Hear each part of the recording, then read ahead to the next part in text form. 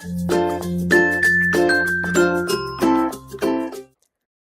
everybody, it's Amy White with Worthy Written Words, and today we are working on the Gift of Choice page kit. The very first thing I am doing is I am taking out this snow cone gelato from my page kit, and I am just sawing off a small part from the top, and I am scooping these little chunks into my bottle that is also part of your page kit, and I'm going to be adding water to this bottle and shaking this up. This isn't normally how I use gelatos. Usually I just smear it on my page like lipstick and rub it in with my finger, but this is a different technique that I thought I would teach, a different way that you can use it, and this is going to give you a finer result. So I don't necessarily want a really heavy, thick, creamy blue background on this page. It's more subtle of a background, and so this is one way you can get that effect.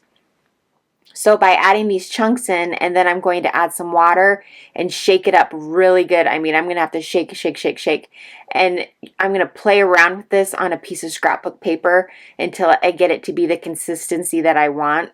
I end up adding some more chunks to make it thicker, because as I spray this on this first time on scrap paper, you can see there's not much color. It's mostly just water, so that's where I go in and add some more. So you can play around and get it to the consistency that you like it, and then play around on scrapbook before so you can get more comfortable with it before you're going to do this to your actual scripture page.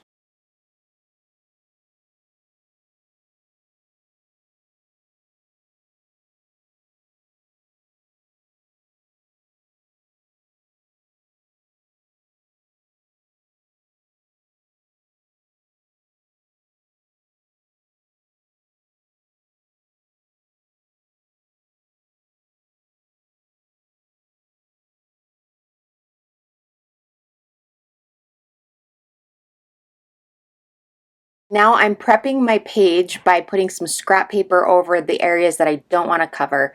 And we are going to be in Genesis chapter 3, and I'm going to be on this page that has all the verses on it. So after I've got it all covered, there's no need to prep the page with clear gesso first. This isn't going to be bleeding through. Unless you tend to use a lot of water and a lot of pigment, then you might want to, but I didn't need to for my page.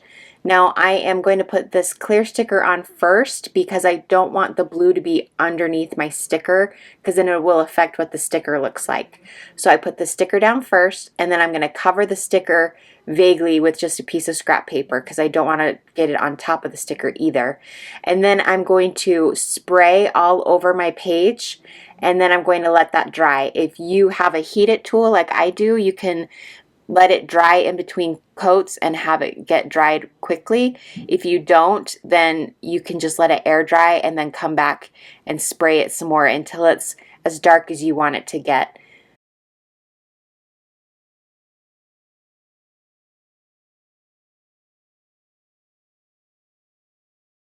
Now that I've got my page done, I'm going to go back in with just a paintbrush. You can use a water brush pen like I'm using, but it really doesn't matter. Any sort of paintbrush will work. And I'm adding it manually in between the sticker area with just the paintbrush. And then I decide with the small amount of water that I have left that I'm going to go back over it some more, and I'm glad that I did because it left some big drops on the page after the fine mists, and the big drops give it a little bit more depth because you're adding more layers of color, and so you can see the different layers as they dry because some layers have more pigment in it than others, and so it adds a really cool background technique that you wouldn't normally get just by rubbing it around. I end up doing multiple coats over until I feel like the page is as dark as I want it to be.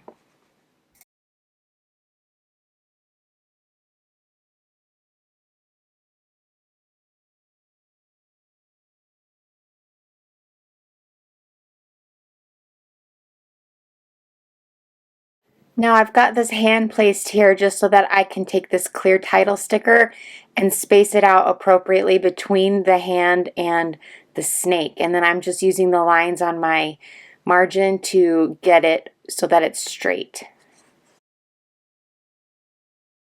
Now taking this foliage sticker, I'm going to place it all along the bottom, starting in the middle of my binding and working my way out. And I'm also going to be lowering it more than it looks so that it's hanging off the bottom of my page, because I want the apple and the hand to be sticking up above the foliage. I don't want it to be perfectly in line. So by it being taller than the rest of it, it stands out a little bit more. So if you put them equal, that's what it's kind of designed to look like you're supposed to do. But then I changed my mind to actually lower it. You'll see me putting it a little bit lower. And then I'm going to cut off, just with some scissors, the parts that are hanging off the edge. Now I'm going to place the hand on top of this sticker, but I'm going to attach it using 3 3D foam squares, and this is going to help it pop up off of the foliage so it just doesn't blend in with its background. It's going to be more prominent this way, and then with it being taller than everything else, it'll also help to stand out a little bit more. And I'm making it so that the apple and hand are more centered than the arm, so the arm is actually a little off-centered. And now I'm going to attach the tab by using some craft tape or double-sided sticky tape to attach that in place. And then using the yarn that's in your kit, you're going to wrap it around 2 fingers until it's been about 20-ish times, give or take. And you're going to take that off of your fingers carefully and leave it wrapped. And then using a little bit of what's left, you're going to tie it in a knot through the middle. And so this is going to make your pom-pom apple. So if you need to repeat that, go back and watch it again. You tie it, you wrap it around your fingers, you slip it off, and then you tie a knot around it, and then really, really tight. Now we're going to cut all of these little loops in the middle around the tie, and it's going to make a really off-centered, fluffy pom-pom that's just got pieces sticking out all over the place. So after you've got it to this far, then we're going to take it and just kind of go around it and clean it up and cut off all of the little pieces that are sticking out farther than we want it to.